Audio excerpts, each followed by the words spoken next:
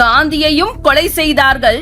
இன்று 100 நாள் வேலை திட்டத்தில் இருந்து அவரது பெயரையும் நீக்கிவிட்டார்கள்.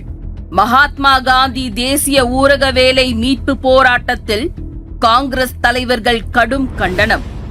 அந்த 100 நாள் வேலையை கொடுக்கறதுல இந்த மத்திய அரசுக்கு என்ன கஷ்டம் தெரியல. புதுச்சேரியும் பாத்தீங்கன்னாக்கா அதுக்கான எந்த ஒரு ஏற்பாடும் செய்யாம இந்த அரசு சைலண்டா இருக்குது. இன்று அந்த மகாத்மா காந்தி பேரை எடுத்துட்டு இந்த பிபிசி ராம்ஜி வாயிலே வாழ முடியாத வடமொழி பேரை வச்சு இந்த காந்தியுடைய சித்தாந்தத்தை இல்லாம நடக்கின்ற இந்த பிஜேபி அரசு நம்ம கண்டிக்கணும். 100 நாள் வேலை கிடைக்கணும்.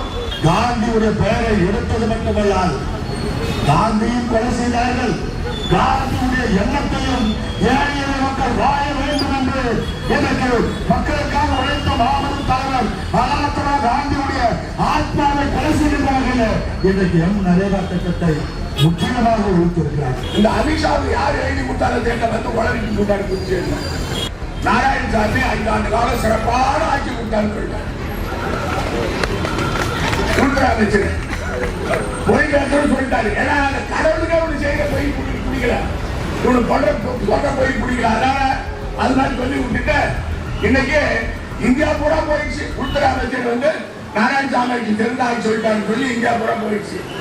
அதான் ஒரு பைசா விளம்பரம் இல்லாம எனக்கு விளம்பரத்தை கொடுத்தாங்க பாரதிய ஜனதா கட்சி. நம்முடைய தலைவி சோனியா காந்தி அவர்கள் கிராமப்புறத்துக்கு ஏதாவது ஒன்று செய்யணும் அப்படின்னு சொல்லக்கூடிய எண்ணத்துல பிரதிபலிப்புதான் இது உங்களுடைய திட்டத்திலே நோக்கம். 2 மாசம் வருஷத்துல நமக்கு வேலை கிடைக்கும். பிஜேபி அரசாங்கம் என்ன சொல்லுதுன்னா 60% வேலை 40% பொருள் அப்படின்னு சொன்னாங்க. அதுதான் முழுசா அவங்க கொள்ளடிக்க ஆரம்பிச்சாங்க. நீங்க இதெல்லாம் யோசனை பண்ணி பாருங்க. இதுக்கெல்லாம் ஒரு விமோசனம் தான் இந்த நடைபெற வந்தோம். யார் வேணும்? கைச்சிங்க வேணும். யார் வேணும்? ராகுல் காந்தி வேணும். புதுவை மக்களின் ஒரே நம்பிக்கை காங்கிரஸ்.